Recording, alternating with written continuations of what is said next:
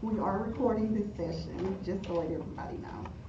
That's good, so we can look at it again.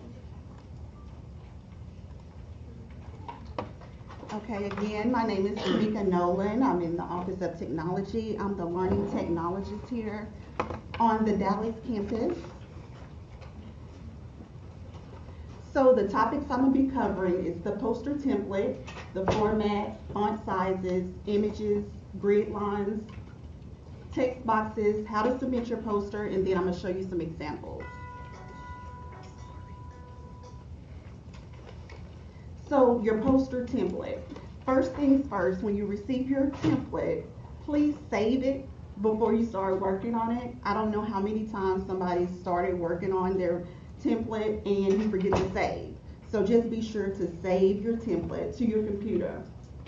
Spell check. It's your responsibility to proofread your posters. I will receive your posters. I don't know if you're going to submit them to your professor, but let somebody else look over your poster. Misspellings really stick out. You're going to have a huge poster, and the littlest thing, it sticks out if somebody's looking at your poster. So just remember to spell check.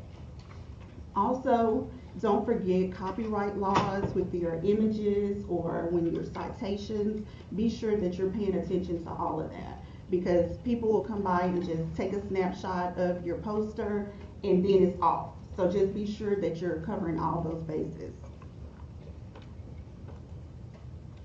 So format. For the format, just be aware that your poster is a brief, bulleted outline of your research paper. Your title should catch the viewer's attention immediately. Remember that the guidelines required by your instructor, I think they have it pretty much set out what areas you need, so just be sure that that information is what's under there.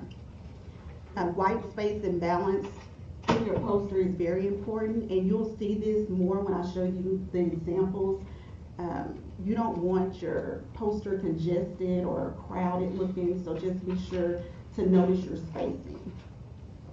It's not recommended to use a picture as your background. I will show you one that I thought was pretty cool that looked good, but it's not recommended. Here are the font sizes for the main header, the body text, your references. Arial is recommended. Any font that you use, make sure you're consistent throughout your poster. Don't use two different fonts or mix and match. It's better to stay consistent. So images, charts, graphs, and tables. You need to be sure to use high resolution images. Make sure your images are clear. One way that I tell people to look at their images or their charts to see if they're clear is to zoom in at 100% on your image. And if it's fuzzy, it's going to be fuzzy when I print it. So just be aware of that. If you have a lot of data that you need to crunch numbers, try to use an Excel chart. Just be aware that you can create tables and charts in Word and PowerPoint too.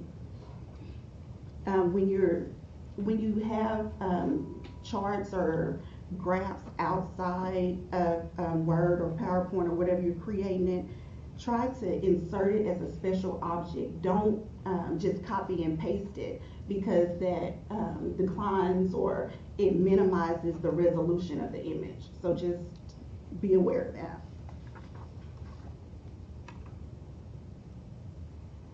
The next thing is grid lines.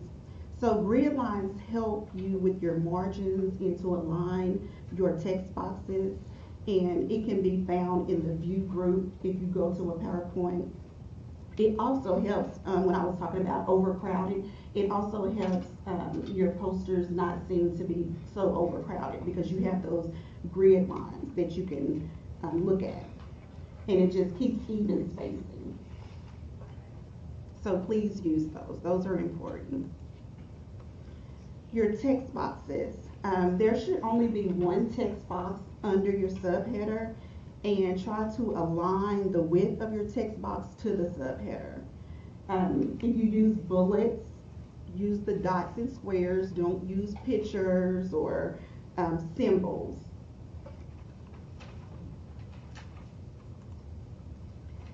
And lastly, submitting your poster. To submit your poster in the web address bar, you'll put servicecenter.twu.edu. You don't need www. You have to sign in with your TWU credentials. And in the description area, you'll put your instructor's name, the course number, and don't forget to attach your poster. It's been many a times the poster's not there and I have to email you and you're wondering where your poster is.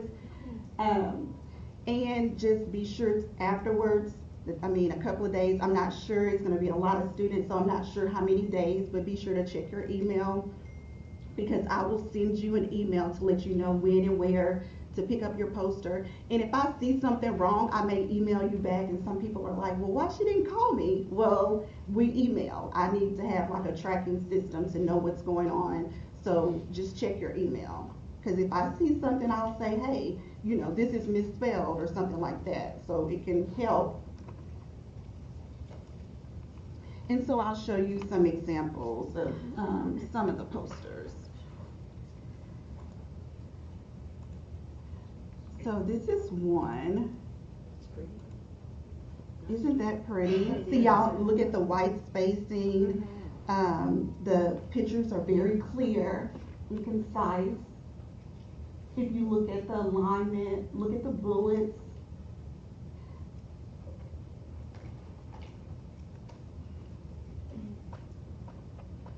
So that's a really nice one.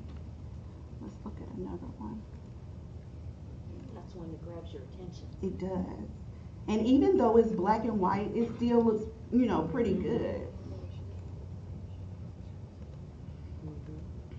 Okay, here's another one.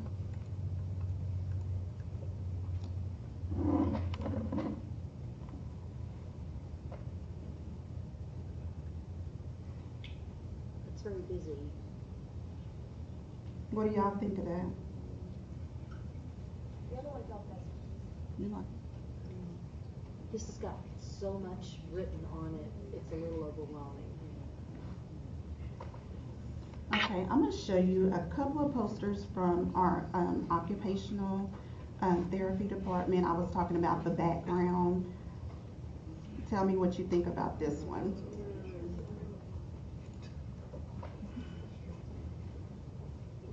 Is that too much? Some people are using the QR codes if they want to put their references.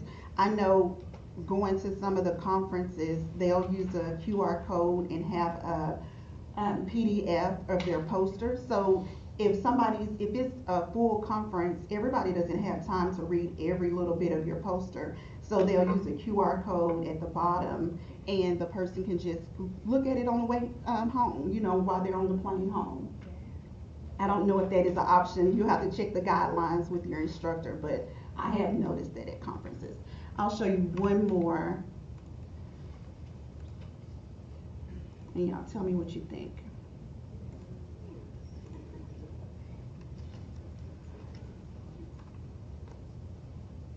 Is that busy? I'm not sure about the overlapping of the photos in the corner. But if you look, she does have her photos cited. It looks like the font in the middle Is different. The arrow is smaller than the other font. So if you think about it, you see the poster up here, it'll look you'll notice stuff more often when the poster is printed. So I just want everybody to be aware of that. Because it takes time to print another poster. So if you have like one thing, it's not like I can just, no. Once it starts printing, that's it. Okay. I'm located on the 6th floor right beside the computer lab.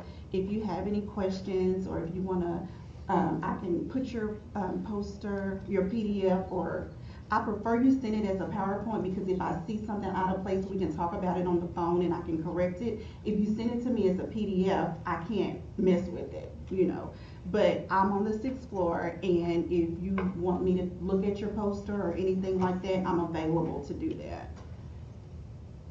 just call me first or email me first before you send me your PowerPoint, because it'll fill up my mailbox if I have a lot of, PowerPoints to look at.